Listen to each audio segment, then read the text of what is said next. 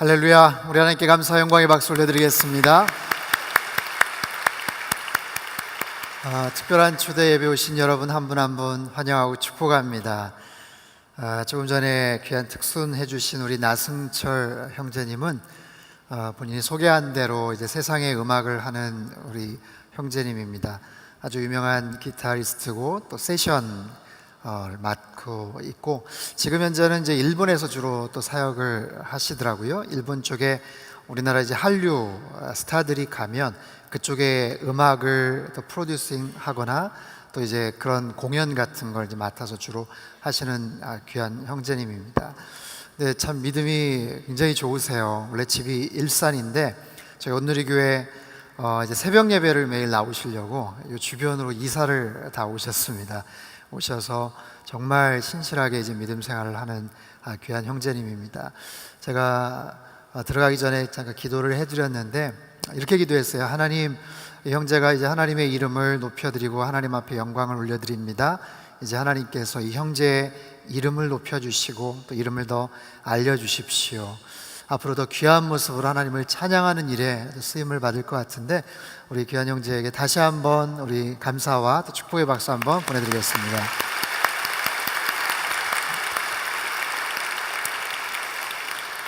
아, 7월 한 달간 기독교 신앙의 아주 중요한 주제, 크리스천 라이프의 아주 기본적인 네 가지 주제에 대해서 함께 살펴보고 있습니다. 만남과 변화와 또 성장과 그 열매입니다. 오늘은 네 번째 시간, 열매에 대한 부분을 함께 살펴보려고 합니다. 이 열매라는 주제는요, 크리스천 라이프의 가장 마지막 주제이기도 하지만 사실 상당히 중요한 신학적인 배경이 있는 그런 단어이고 주제이기도 합니다. 사실 인류 최초의 비극은 잘못된 열매를 먹는 데서 출발을 합니다. 먹지 말아야 될 열매, 하나님께서 금하셨던 열매, 그것을 먹는 날에는 정령 죽으리라, 틀림없이 죽게 될 것이라고 하나님께서 경고하셨음에도 불구하고 불순종하여서 그것을 먹게 되죠. 그리고서 죄가 시작이 되고 인류의 죽음이 문제가 생기게 됩니다. 하지만 우리가 언젠가 들어가게 될 천국, 새하늘과 새 땅에는 또 다른 열매가 거기에는 있어요. 그곳에서 우리가 먹게 될 또 다른 열매죠. 그것이 요한계시록 22장 2절에 나오는 말씀인데요, 우리 자막을 통해서 한번 같이 읽어볼까요? 시작.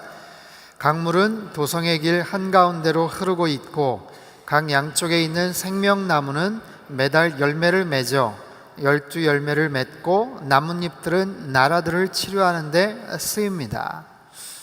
에덴 동산에 있었던 선악과의 그 맛이 어땠을까? 그것도 참 궁금하지만 장차 우리가 들어가게 될 저 천국에서 맛보게 될 그 생명나무의 그 열매, 그 실과의 맛은 또한 어떨까 참 궁금합니다.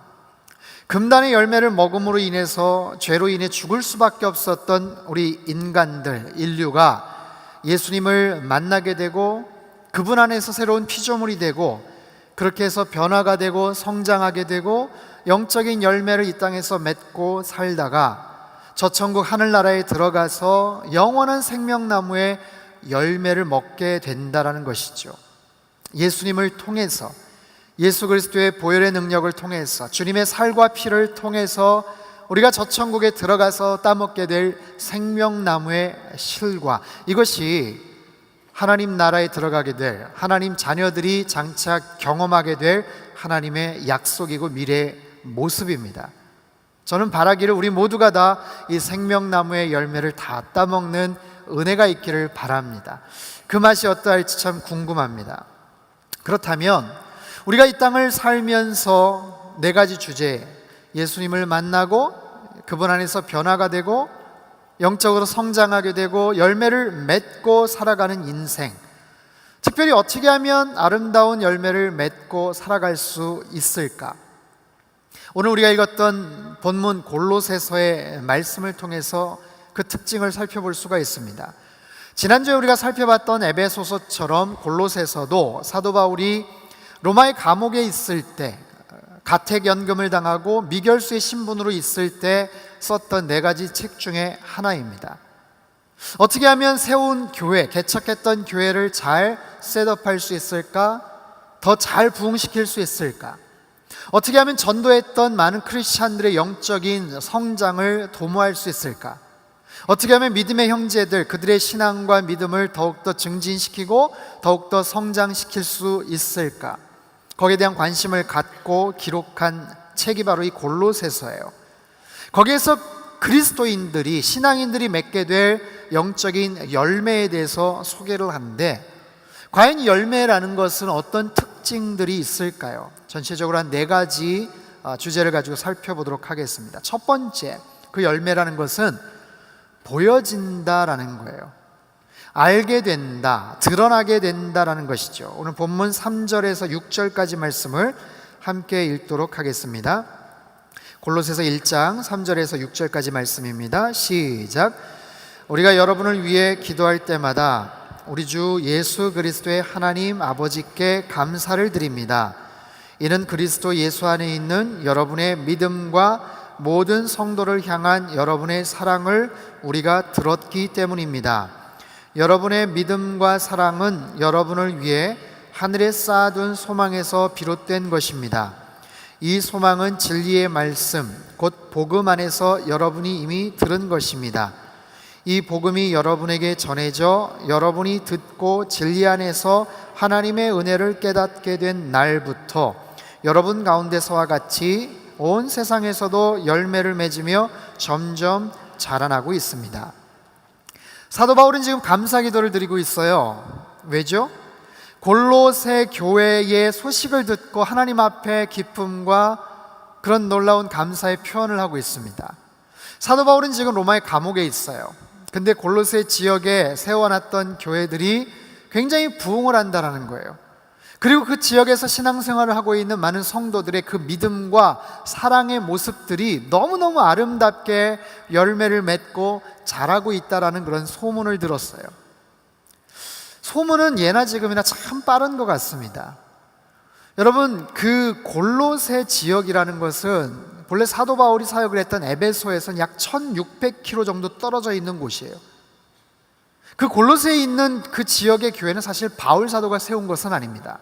사도 바울은 에베소에서 약 3년 정도 사역을 했는데, 거기에서 바울에게 영향을 받았던 에바브라라는 사람이 그곳에 가서 세운 교회예요. 바울이 직접 간 것은 아니고 바울이 어떻게 보면 영적 제자였던 에바브라가 그곳에 가서 교회를 개척하고 세웠던 교회죠. 그런데 그 교회가 너무 아름답게 성장을 하고 있고 성도들의 믿음과 사랑의 아름다운 소문들이 퍼져나가고 있다는 거예요.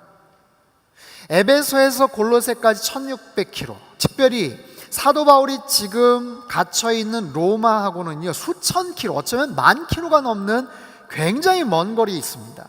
그런데 그 지역에 있는 좋은 소문이 로마에 지금 감옥에 갇혀있는 바울에게 지금 전해졌어요.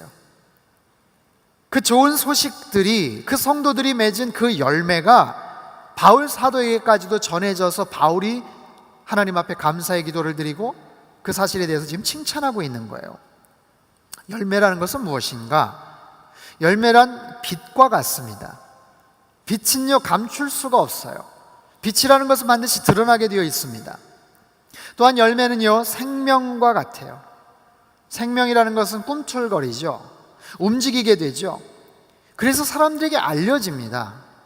그 생명은, 그 열매는 결국에는 소문이 나게 돼 있어요.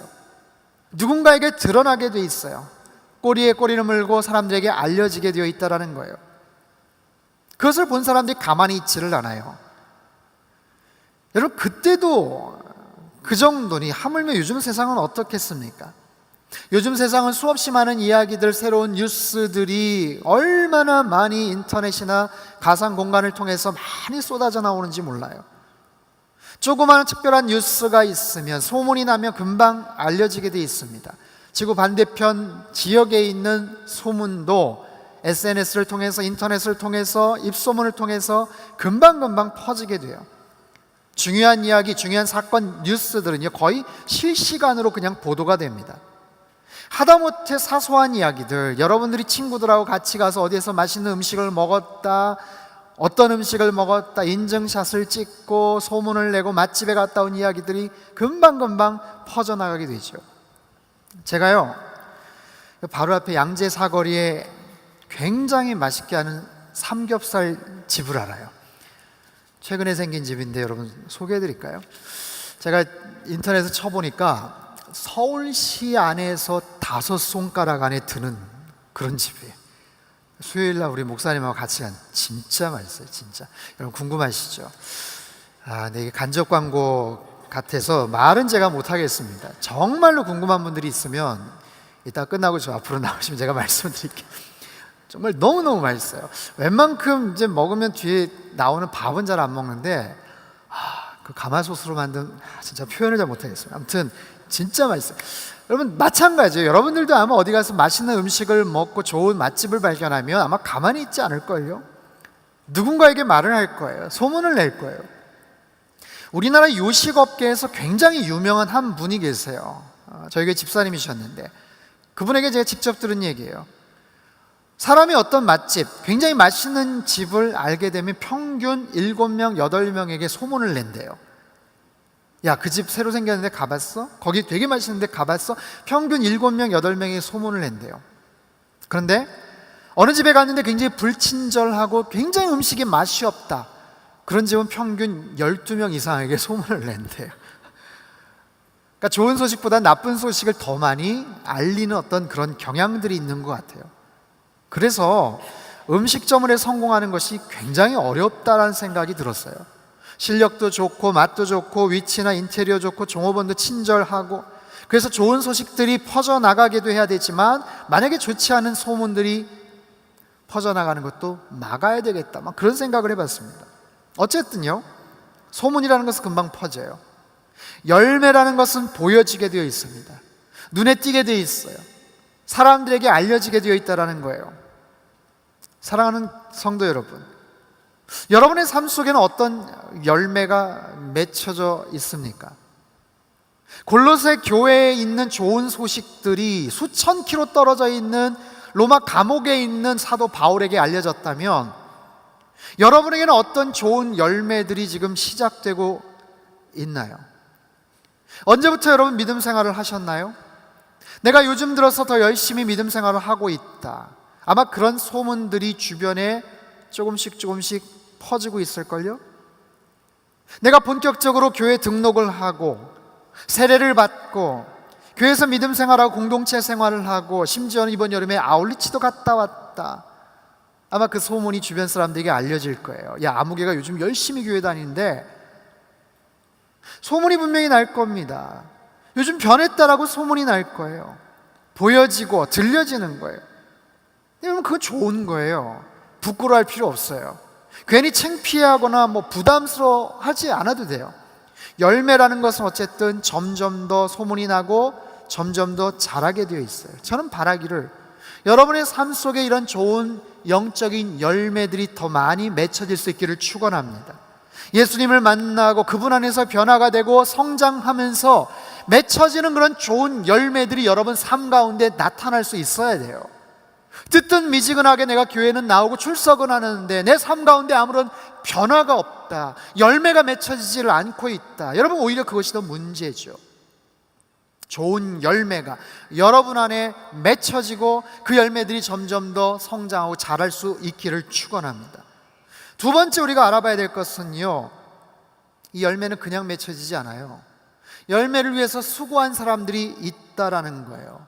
우리 7절서부터 9절까지, 9절 앞부분까지 한번 읽어볼까요? 7절부터 읽겠습니다. 시작. 여러분은 이 복음을 우리와 함께 종된 사랑하는 에바브라에게서 배웠습니다. 그는 여러분을 위한 그리스도의 신실한 일꾼이요 성령 안에서 행하는 여러분의 사랑을 우리에게 알려준 사람입니다. 그러므로 우리도 소식을 들은 날부터 여러분을 위해 쉬지 않고 기도하며 간구합니다. 네, 거기까지요. 자, 골로새 지역의 교회의 열매가 시작이 되었는데 그 열매는 그냥 시작되지 않았다라는 거예요. 그 열매를 위해서 수고한 사람들이 있었다. 누군가 씨앗을 뿌리고 땅을 개간하고 땀을 흘리고 수고한 사람들이 있었다. 특별히 에바브라라는 사람, 이 사람은 골로새 지역의 태생으로 그곳뿐 아니라 그 지역의 라오디게아, 히에라볼리 지역에서 큰 활동을 했던 사람이에요. 근데 무슨 이유인지는 알 수 없지만 어느 시점에 바울과 로마의 감옥에서 같이 갇히기도 했어요. 골로새 지역에 교회가 세워졌는데 이 에바브라의 헌신과 도움이 있었다라는 거예요. 그 소문을 들은 바울도 9절에서 보니까 쉬지 않고 기도하고 있다. 여러분들을 위해서 내가 기도하고 있다. 간구하고 있다. 축복하고 중보하고 있다.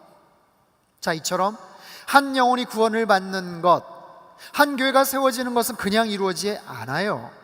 누군가의 열정적인 헌신이 있고 지속적인 기도와 관심이 있었다라는 거예요. 여러분도 마찬가지입니다. 여러분 언제 교회 처음 나오셨나요? 언제 어떤 배경하에서 교회에 처음 출석을 하셨나요? 그리고 어떤 과정을 통해서 지금까지 믿음 생활을 쭉 하고 오셨습니까? 떠오르시는 분들이 계세요? 내 손을 잡아 끌고 이곳까지 데리고 온 누군가가 혹시 있으세요? 여러분의 가족일 수도 있고 친구일 수도 있겠죠. 저와 제 아내는 모태 신앙인이에요. 아버님이 두 분 다 목사님이셨습니다. 지금 다 은퇴하셨죠. 그래서 상당히 좀 쉽게 또 편안하게 교회 생활을 했고 믿음 생활을 시작할 수 있었어요. 저와 우리 형제들도 그랬지만 사실 굉장히 쉽고 편안하게 신앙생활을 했지만 저희 아버님, 어머님은 그러지 못하셨어요. 아주 어려운 상황 속에서 믿음 생활을 하셨습니다. 특별히 저희 어머님은 믿지 않은 외할머니 밑에서 굉장히 핍박을 받으면서 신앙생활을 하셨다라고 그러더라고요.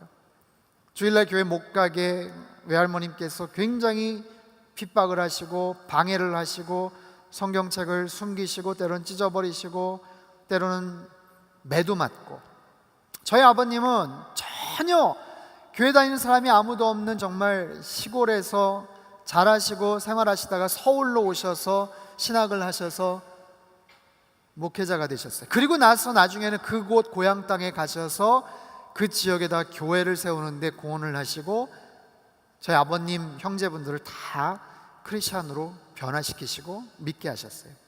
그 지역의 동네에 교회가 생기고 또 많은 분들에게 영향을 끼쳤죠. 저만 해도 굉장히 편안하게 신앙생활을 했다면 저희 부모님 세대는 많은 핍박과 어려움 속에서 신앙생활을 하시는 거예요.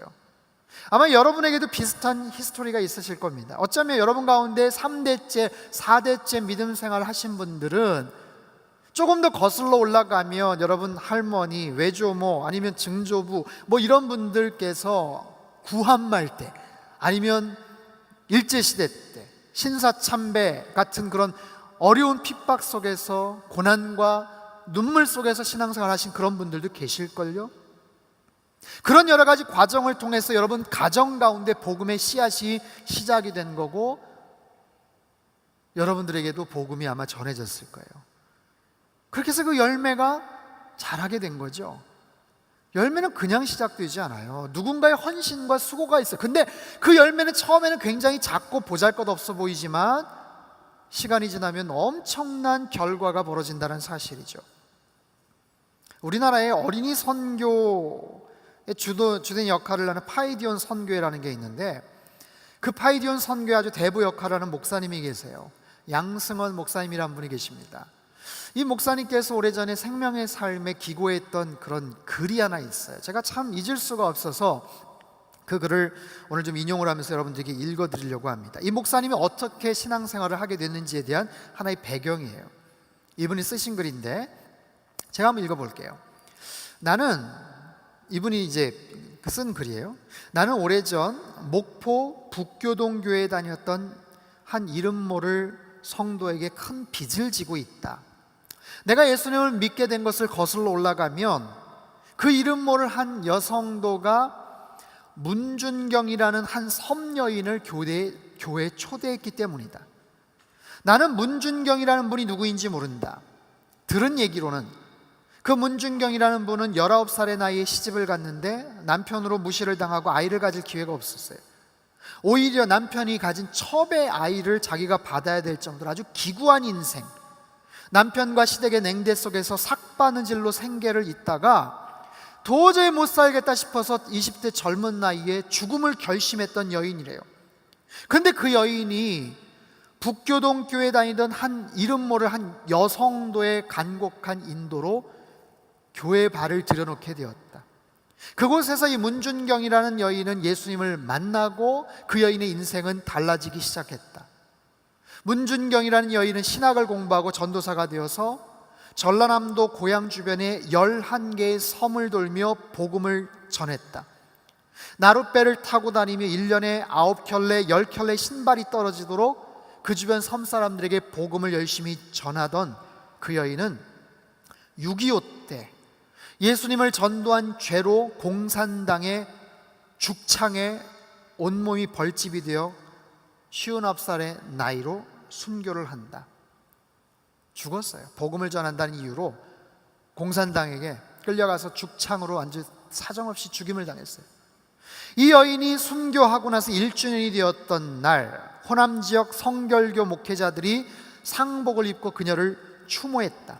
근데 그 당시 추모 인파가 김구 선생의 장례 행렬보다 길었다고 한다. 이렇게 이야기가 끝났을까? 아니다.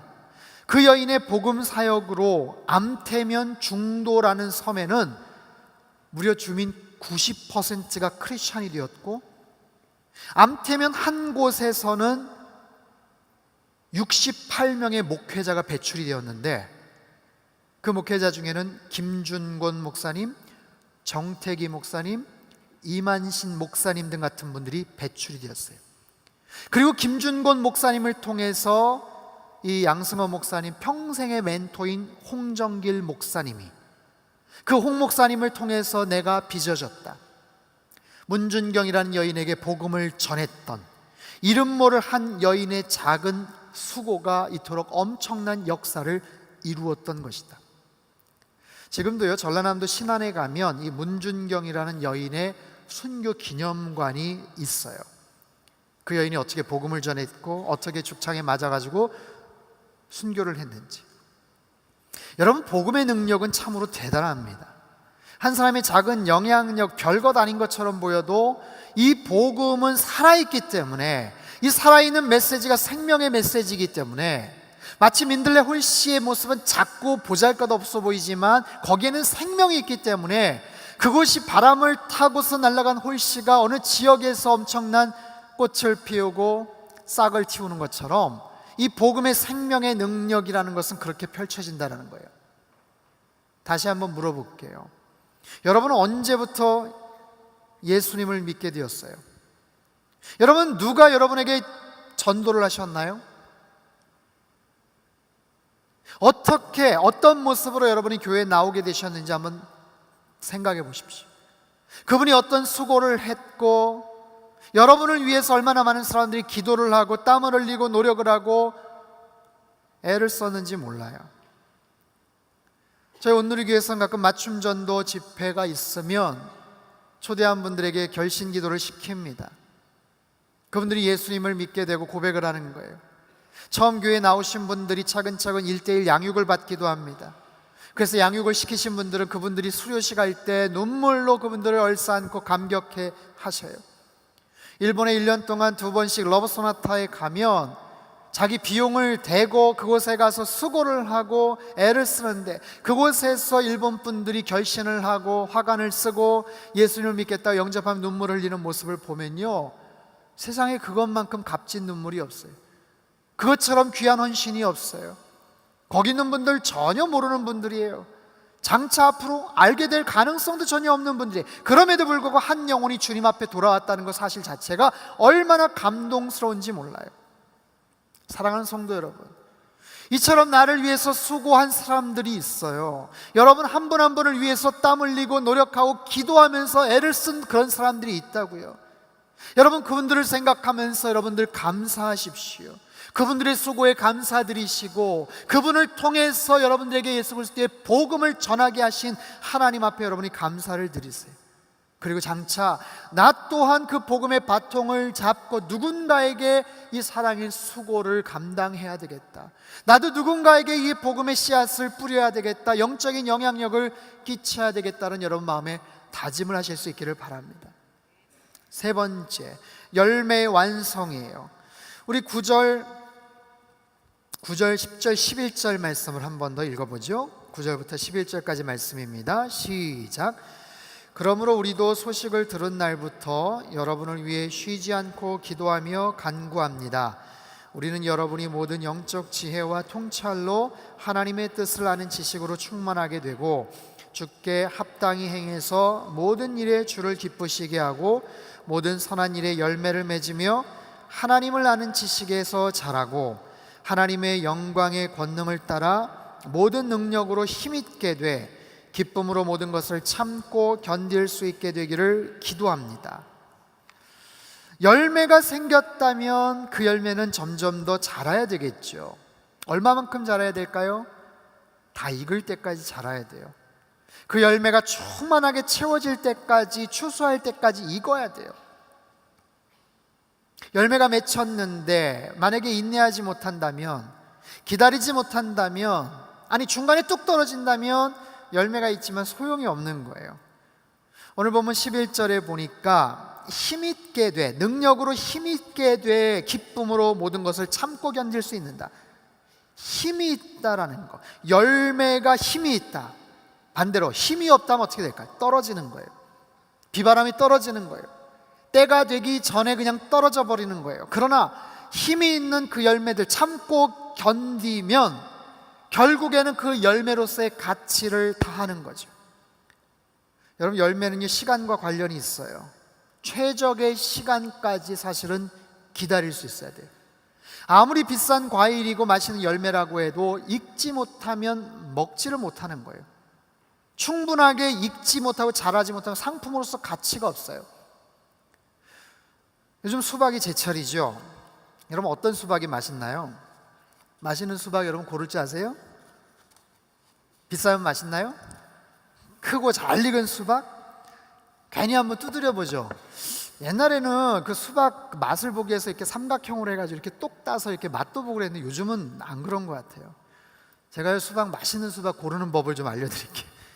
첫 번째, 소리를 들어봐요. 소리. 어떤 소리? 괜히 두드려봐요. 근데 뭘 고를지도 모르고 그냥 두드려보죠. 두드렸을 때 맑은 소리가 나는 것을 골라야 됩니다. 만약에 속이 골아있거나 비어있으면 둔탁한 소리가 나요. 두 번째는 색깔입니다. 그 초록색 바탕과 검은 줄무늬가 또렷하고 간격이 고를수록 굉장히 단 수박이에요. 햇볕을 골고루 받았다는 그런 증거라고 해요. 세 번째는 꼭지를 여러분 잘 보십시오. 꼭지. 보통 T자 모양의 꼭지가 있는데 이 꼭지가 싱싱하게 달려있는 것은 수확한 지 얼마 되지 않은 그런 수박이에요. 만약에 오래됐다, 그럼 오래된 수박이에요. 네 번째는 꼭지 반대쪽에 수박의 배꼽이라는 게 있어요. 배꼽. 아세요 여러분? 배꼽이 큰 게 좋을까요? 작은 게 좋을까요? 작은 게 좋아요. 작은 게. 이 배꼽은 꽃이 달려있다가 진 자리인데 만약에 이 배꼽이 크면요 그 속에 심이 박혀 있어서 맛이 없을 확률이 굉장히 높다라고 네이버에 검색을 해보니까 나오더라고요. 예. 제가 뭐 어떻게 알겠어요 이거. 예. 여러분, 잘 골라서 맛있는 수박을 드십시오. 근데 이 모든 것은 다 시간과 관련이 있어요. 시간과 가장 충분하게 익었을 때까지를 보는 거예요. 너무 늦어도 안 되고 너무 빨라도 안 되죠. 여러분, 만약에 마트에 가서 바나나를 샀는데 어떤 바나나를 고르겠어요? 시퍼런색의 바나나 사시는 분 있어요? 아직 익지도 않은 거? 야, 그게 절반 값밖에 안 된대요. 그래서 미리 사서 나 일주일 후에 먹으려고. 그거 사시는 분 계세요? 그런 바나나 구하기도 어렵습니다. 여러분, 열매는요 충분하게 익어야 돼요. 충분하게 자랄 때까지 기다려야 돼요. 열매가 있어요. 여러분에게 만약에 열매가 있습니까? 그렇다면 그 열매가 더 충분하게 성장할 수 있도록 기다리셔야 돼요. 때가 있다는 거예요. 때가. 그 열매는 어떻게 자랄까요? 열매는요 여러 가지 시각적인 그리고 여러 가지 부분들을 통해서 성장하고 자라게 돼요. 여러분에게 그 열매가 어떻게 성장하는지 아세요?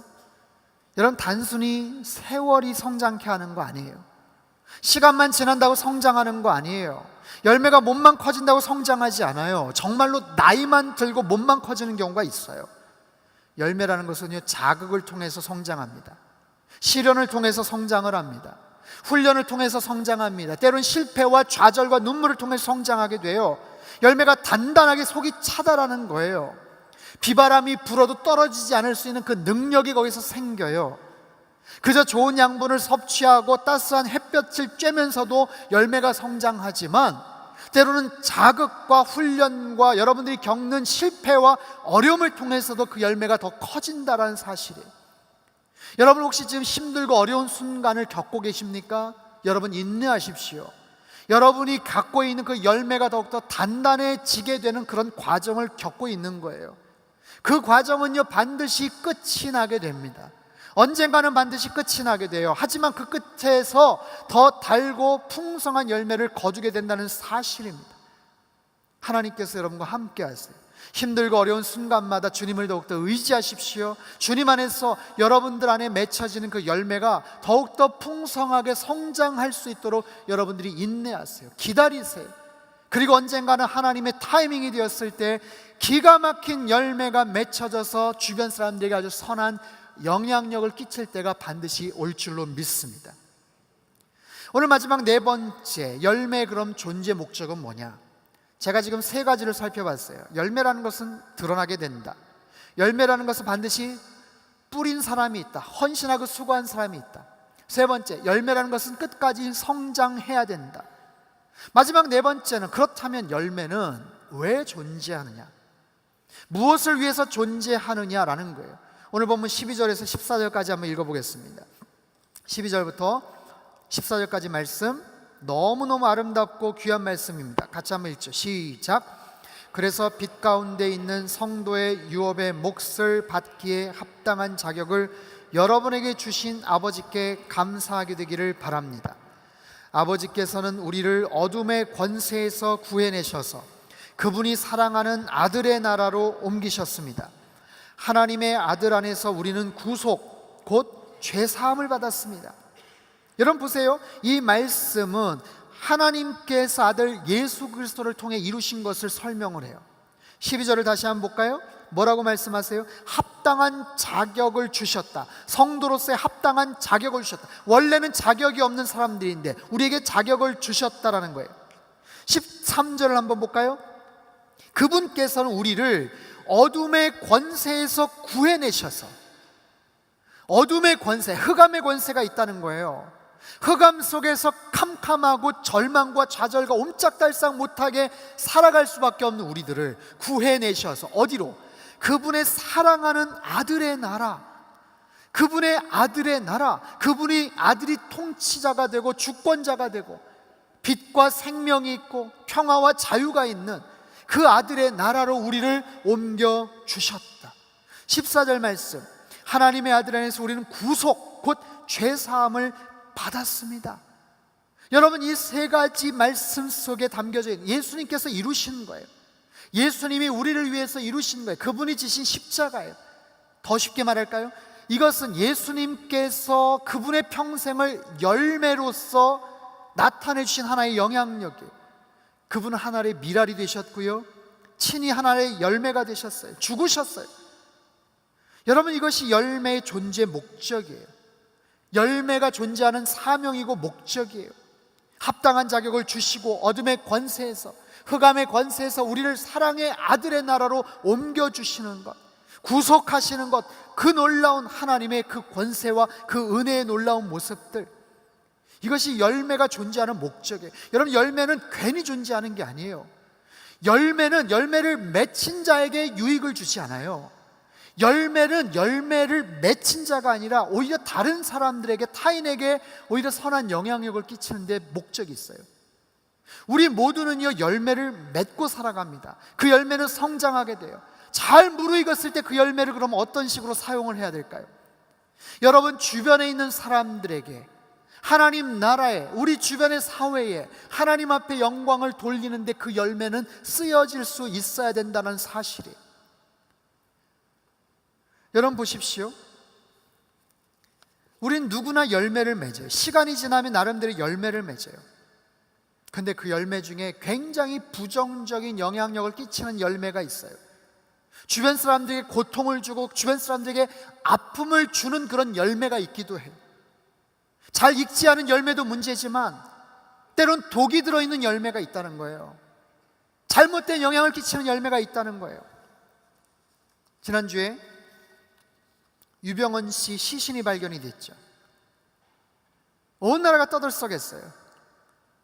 사망 원인이 뭐냐? 아니 그럼 왜 못 잡았냐? 정말 시신이 맞냐? 온갖 이야기, 소문, 루머, 추측들이 난무했습니다.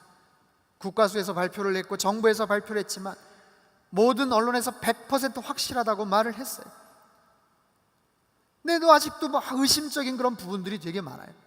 여러분, 그가 가진 부동산 재산이 수천억 원이라고 했죠. 그의 자녀들은 세계 각지에서 정말 호화로운 그런 삶을 살았어요. 땅을 사고 지역을 아예 그냥 사버리고 호화로운 어떤 여러 가지 사치를 하고 수억 원짜리 차를 몰고 엄청난 호화 생활을 했어요. 처음에는 부럽다고 생각하는 사람도 있었을 겁니다. 하지만 그 사람이 아주 처참한 시신이 발견이 됐어요. 한 사람이 70세가 넘은 고령의 나이에 객사를 했대요. 부패가 심해서 정말 확인이 불가능할 정도로 처참한 시신이 온 국민에게 공개가 됐어요. 3D로 해가지고 그 뼈의 모습과 골절된 그 부분과 그렇게까지 적나라하게 그 시신이 공개가 되고 그 마지막 순간이 처절하게 공개가 된 사람이 여러분 흔치가 않아요. 죽을 때 입고 있었던 명품 잠바가 수백만 원, 수천만 원짜리라고 했죠. 그럼 뭐합니까? 수억 원의 돈다발이 있으면 뭐 하겠어요? 정말 가능할까 싶을 만큼 빠르게 부패가 되었고 그 시신에는 벌레와 구더기가 들끓으면서 정말 끔찍한 상태로 방치가 되어 있었어요. 여러분, 잘못된 믿음과 물질의 노예가 된 한 인간이 얼마나 많은 사람들에게 피해를 끼쳤습니까? 그분의 가정은 어떠세요? 아내와 형제들이 구속이 되고 장남아들은 어젠가 붙잡히고 남은 자녀들 뿔뿔이 흩어지고 도망가서 어디 있는지도 모르고 장차 어떻게 장례를 치러야 될지도 모르고 무엇보다도 그의 행실로 인해서 잘못된 종교와 신념에 빠져서 비정상적인 생활하는 수없이 많은 사람들, 그 악덕 기업과 그들의 행실로 인해서 결국에 세월호에 그 사고가 발생을 하게 되고 검찰과 경찰이 제대로 된 수사가 되지 않아서 수많은 사람들이 질타를 받고 직위해제가 되고 일자리를 잃고 대통령이 몇 번이나 사과를 하고 하루아침에 실업자가 되고 수많은 사람들이 고통을 겪고, 여러분, 정말 그 사건 때문에 지난 상반기 대한민국에 어마어마한 에너지와 돈이 들었어요. 한 사람이 끼친 악한 영향력이라는 관점에서 볼 때 정말 상상을 초월하는 거예요. 상상을. 여러분, 이것은요, 유병헌이라는 한 사람이 지금까지 쌓아왔던 삶의 결산이고 열매예요. 어느 한순간에 그런 처절한 죽음이 마련된 게 아니라고요. 그동안 쌓아왔던 그 나름대로의 부정적인 열매가 파격적으로 나타난 그런 하나의 결과예요.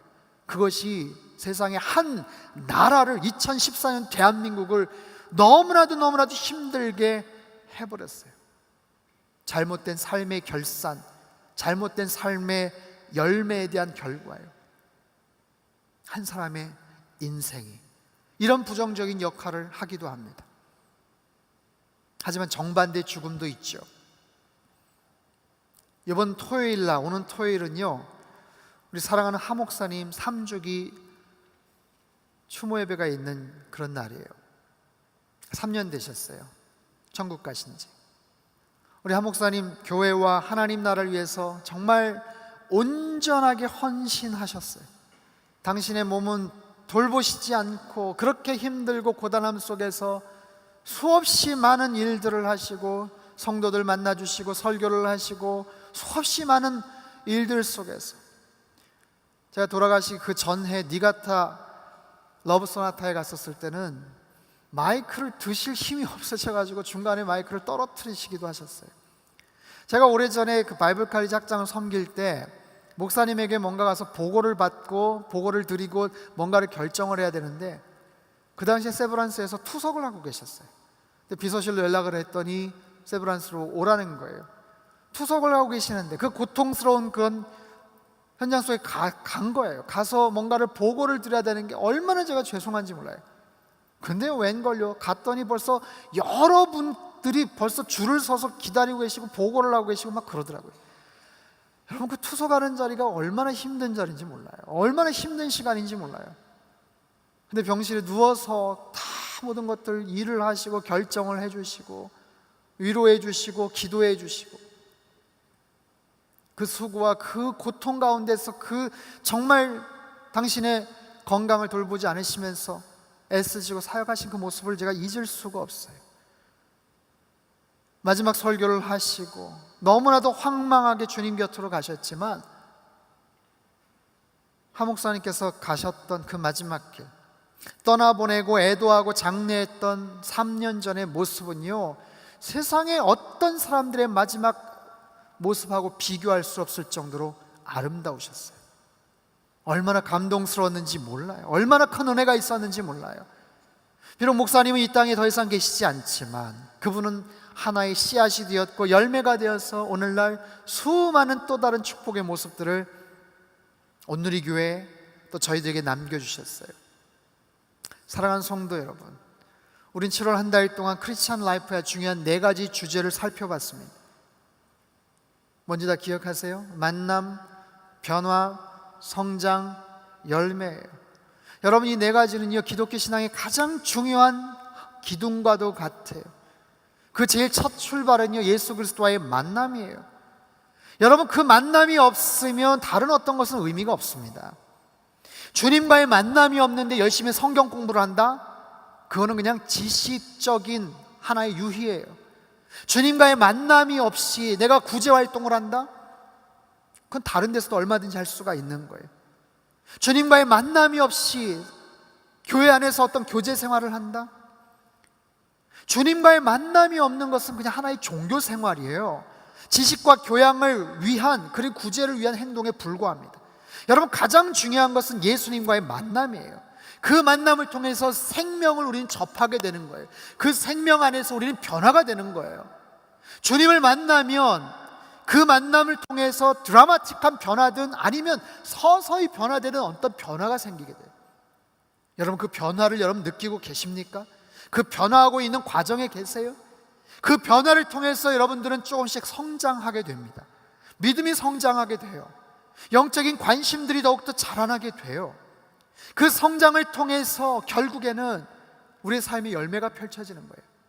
내 삶에 변화가 생겼기 때문에, 성장이 되기 때문에 생각이 바뀌고 의식이 바뀌고 영적 정체성이 바뀌고 과거에는 내가 생각하지 않았던 삶의 목표와 비전이 바뀌게 되는 거예요. 여러분에는 어떤 열매가 지금 맺어지고 계십니까? 여러분, 이 4가지 단계는요, 만약에 오늘 처음 교회 나오신 분이든 10년, 20년, 30년 교회생활, 신앙생활 하셨던 분이든 다 똑같이 적용이 되는 거예요. 묻겠습니다. 여러분이 이 4가지 만남, 변화, 성장, 열매 어느 선상에 계세요? 잘 한번 생각해 보십시오. 언제부터 신앙생활을 하셨어요? 여러분, 예수님 분명히 만나셨습니까? 그분 안에서 변화되고 성장하고 있습니까? 그렇다면 어떤 열매를 지금 맺고 계십니까? 여러분, 어떤 열매를 거둘 것을 기대하고 계세요? 열매를 맺는 것은요, 선택이 아니라 필수예요. 의무예요. 예수님 말씀하셨어요. 모든 사람 열매를 맺어야 된다고 말씀하세요. 그리고 주님 안에서 열매를 맺을 거라고 말씀하세요. 요한복음 15장 5절 말씀, 우리 자막을 통해서 한번 읽어보죠. 요한복음 15장 5절 시작. 나는 포도나무요 너희는 가지다. 그가 내 안에 있고 내가 그 안에 있으면 그 사람은 많은 열매를 맺는다. 나를 떠나서는 너희가 아무것도 할 수가 없다. 사랑하는 성도 여러분, 예수님은 저와 여러분이 열매를 많이 맺으며 살기를 원하세요. 그러려면 어떻게 해야 될까요? 더 예수님 안에서 사셔야 됩니다. 생명 되시는 예수님과 더 밀접한 관계에서 살아가셔야 돼요. 예수님을 떠나서는 아무것도 할 수 없다고 주님 말씀하세요. 그분 안에서 사시기를 바랍니다. 그분이 주시는 말씀으로 영향력을 공급받고 사시길 바랍니다. 그분은 생명이에요. 그분 안에 더 가까이 붙잡힌 바 되어 살아가면 우리 안에 있는 열매는 더 자라게 돼요. 오늘 7월 마지막 주일입니다. 제가 2가지 제안을 할게요. 여러분, 말씀의 사람이 되세요. 8월 한 달 동안 모세와 함께 떠나는 여름 여행, 이라는 주제를 가지고 모세오경 말씀을 살펴보려고 합니다. 모세오경, 창세기, 출애굽기, 레위기, 민수기, 신명기의 말씀을 한 달 동안 재미있게 우리가 살펴볼 거예요. 여러분 그 한 달 동안 열심히 출석하시고 나오시고 특별히 모세오경 말씀을 한번 읽어보십시오. 두 번째 제안은요, 여러분 페이스북 하시는 분들 계세요? 페이스북에서 제 이름을 치시면 제 계정으로 연결이 됩니다. 친구 신청하세요. 제가 수락할게요. 그리고 8월 첫째 주부터 8월 첫날부터 제가 생명의 삶으로 큐티 말씀을 올리도록 할게요. 여러분 날마다 하나님 말씀을 공급받으시고 그 안에서 영적으로 주님과 더욱더 교제하며 자라나셨으면 좋겠어요. 세상에 시끄러운 소리들이 너무 많아요. 사람의 소리들이 너무 많아요. 그것이 아니라 생명의 말씀, 하나님의 말씀에 여러분 더욱더 귀를 기울이며 사실 수 있기를 축원합니다. 그 말씀은 생명의 말씀이고 능력의 말씀이고 우리를 살리는 소망의 말씀이에요. 우린 더 성장해야 됩니다. 우린 더 변화되어야 됩니다. 여러분 더 좋은 열매를 맺으며 사실 수 있기를 바랍니다. 언젠가 그 열매를 거두게 될 날이 올 거예요. 그리고 거두면서 또 다른 열매를 여러분 심으면서 사실 거예요. 바라기는 정말 좋은 아름다운 사랑의 열매를 맺으며 사실 수 있기를 바랍니다. 좋은 열매를 맺으며 좋은 열매를 거두며 사실 수 있기를 바라요. 그것이 저와 여러분이 이 땅을 살아가면서 하나님 앞에 드려야 될 우리의 삶의 아름다운 결산이에요. 우리 시간 같이 한번 기도하죠. 여러분 가슴에 손을 얹고 같이 한번 기도했으면 합니다. 네 가지 주제 다시 한번 떠올려 보십시오. 여러분 주님 만나셨습니까? 주님도 만나기를 원합니다. 여러분 기도하십시오. 여러분 그분 안에서 변화되고 계세요? 성장하고 계십니까? 기도하십시오. 하나님 나의 속사람이 더욱더 성장하기를 원합니다. 저 이런 식으로 그냥 뜨뜻미지근하게 살지 않기를 원합니다. 저의 삶이 더욱더 변화될 수 있다면 주님 은혜를 허락해 주십시오. 내 삶은 더욱더 변화될 줄로 믿습니다. 내 생각이, 내 의식이, 내 행동이, 내 삶의 모습이 변화되고 영적으로 속사람이 더욱더 성장하기를 원합니다. 주님 더 아름다운 열매를 맺으며 살게 하여 주옵소서. 튼실하고 아름답고 향취가 나는 그런 좋은 열매, 성령의 열매를 주님 앞에 드리게 하시고 내 삶에 하나님 아버지 그렇게 만들어 나가는 나의 아름다운 인생 되도록 주님 축복하여 주시옵소서. 이 네 가지 주제를 놓고 이 시간 같이 한번 통성으로 기도하도록 하겠습니다. 함께 기도하겠습니다. 오 하나님 아버지, 이 시간 저희들 주님 앞에 간구합니다. 주님 7월 한 달 동안 네 가지 주제에 대해서 함께 살펴봤습니다. 만남과 하나님 변화와 성장과 열매입니다. 주님 더욱더 만나기를 원합니다. 주님 안에서 하나가 되어지기를 원합니다. 주님 안에서 변화가 되어지기를 원합니다. 내 생각이, 내 마음이, 내 행실이, 내 가치관이 하나님 내 삶의 찌든 모습들이 변화되어지기를 원합니다. 하나님 나의 속사람이 성장하기를 원합니다. 하나님 더 온전한 모습으로 그리스도의 사랑의 넓이와 깊이와 그 높이와 부피를 깨달을 수 있도록 주께서 도와주시옵소서. 하나님 그렇게 성장하여서 하나님 온전한 열매를 맺으며 살아갈 수 있도록 주님 도와주시옵소서. 하나님 더 좋은 열매를 맺고 살기를 원합니다. 주님 앞에서 아름답고 선한 열매를 맺으며 살기를 원합니다. 하나님 정말 사랑의 열매를 맺고 살게 하여 주시옵소서. 선한 영향력의 열매를 맺고 성령의 열매를 맺으며 살게 하여 주옵소서. 내가 행하는 모든 일들이 하나님께 기쁨이 되고 많은 사람들에게 유익이 되는 하나님 나라의 기쁨이 되는 그런 아름다운 열매를 맺으며 살게 하여 주시옵소서. 사랑하는 주님, 한 번뿐인 인생입니다. 좋든 싫든 우리들은 어떤 열매를 맺으며 그런 삶의 결산을 맺고 살아갈 터인데 하나님 좋은 열매를 맺으며 살아가는 저희들 되게 하여 주시옵소서. 그러기 위해서는 먼저 주님을 분명히 만나야 됩니다. 주님 만나게 하시고 그 주님 안에서 온전하게 변화가 되게 하여 주시옵소서. 하나님 그 변화를 통해서 우리의 속사람이 더욱더 성장하기를 원합니다. 하나님 그 속에서 아름다운 열매가 맺혀지게 하시고 인내하며 끝까지 잘 자라는 아름답게 맺혀지는 열매가 되게 주님 축복하여 주시옵소서. 사랑의 열매를 맺게 하여 주시고 성령의 열매를 맺게 하여 주시고 우리 주변에 많은 사람들에게 선한 영향력의 열매를 맺으며 그 열매를 통해서 하나님 앞에 영광이 되고 기쁨이 되는 우리 남은 인생 될 수 있도록 주님 축복하여 주시옵소서. 7월 한 달 이제 저물어 갑니다. 하나님, 다음 주에 8월입니다. 모세오경을 통해서 특별히 말씀을 더욱더 깊이 새기게 하시고 세상의 많은 시끄러운 소리, 사람의 소리가 아니라 하나님의 생명의 말씀, 소망의 소리에 더욱더 귀를 기울일 줄 아는 저희들 되도록 주님 축복하여 주시옵소서. 존귀하신 예수님의 이름으로 감사하며 기도하옵나이다. 아멘.